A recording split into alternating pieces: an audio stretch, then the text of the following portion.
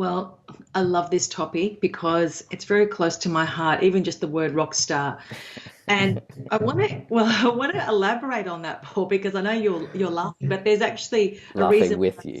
with you, with me, exactly. But my voice has been professionally trained since the age of 5 to 20. Okay, so realistically, my dream was to be a rock star. There's no doubt about that.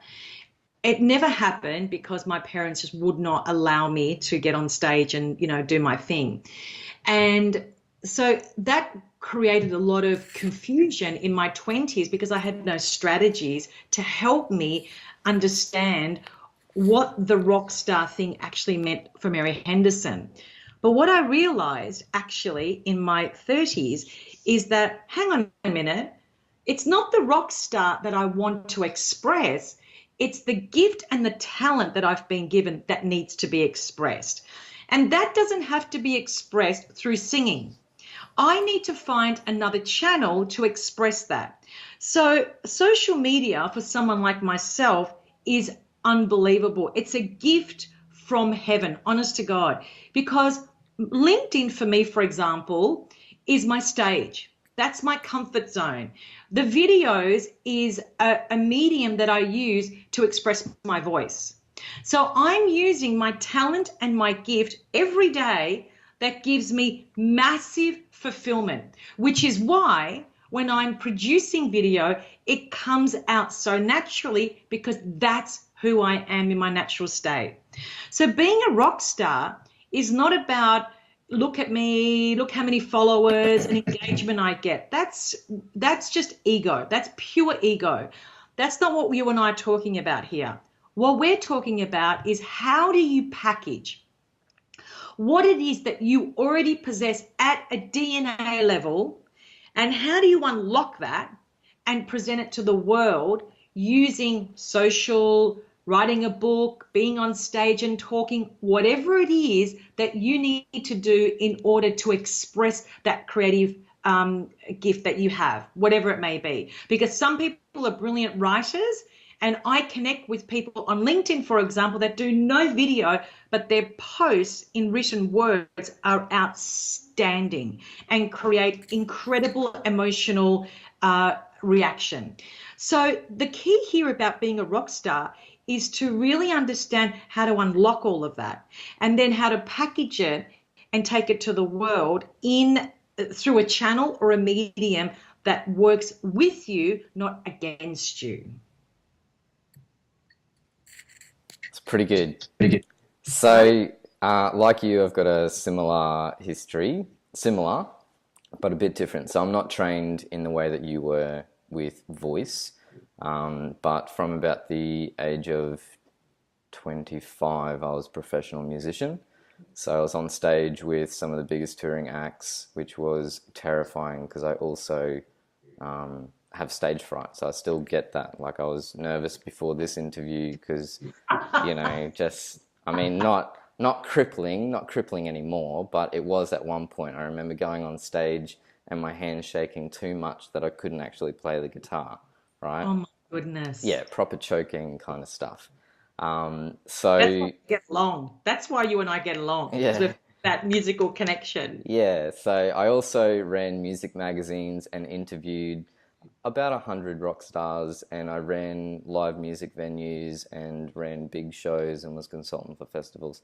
So I've met and worked with a lot of rock stars, and what I can tell you is that no two rock stars are the same. Yeah, So you cannot absolutely. say that a rock star is this and not this, because if you try Yeah. to say this is what a rock star is, there'll be another rock star out there that is a complete contradiction to that. So, but there were some traits that I definitely noticed about what it takes to be a rock star and what it actually means. And so the big one is, so number one, every rock star is unique. So you have to, and you have to really be yourself.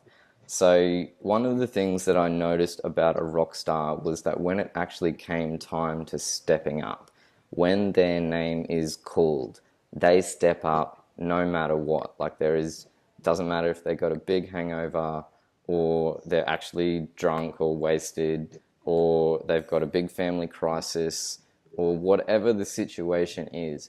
when it's time for them to step on stage and to do their thing, they do it. They just somehow pull it all together and they go on stage and they do it, whatever the circumstances is. So you need to be yourself and you need to always step up when it's time to step up. The other thing is they back themselves. So they might be doing something that's completely different, or they might be standing for a cause, or they might be whatever it is, but they're willing to back themselves. So they've got this thing like, I know there's going to be consequences of doing this, or I know whatever it is, or in my case, I was scared out of my mind to step onto stage, but you know, I was willing to back myself and knew that I had the talent to be able to do it, knew that I would be able to do it, but just had to somehow overcome this, you know, massive fear thing, and really, just get out there. So, and the last thing that I noticed about all rock stars is their willingness to learn and grow. So, you know, even though they might have 20 years experience on stage, or they might, you know, be considered one of the best guitarists or an amazing singer or whatever it happens to be, it doesn't matter. They're just so willing to learn and grow and keep pushing and doing more things and keep exploring the journey that they're on. So, Absolutely. yeah. I agree with that. 100%. Yeah. Awesome. So leave a comment below if there's any rock stars that are listening to this. I'd love to connect with you for sure. I gotta say, Mary, when I first saw you, your videos and everything, I was like, there's a rock star. There's a rock star. I don't know what it is. But there was big, just like jumping off the screen at me.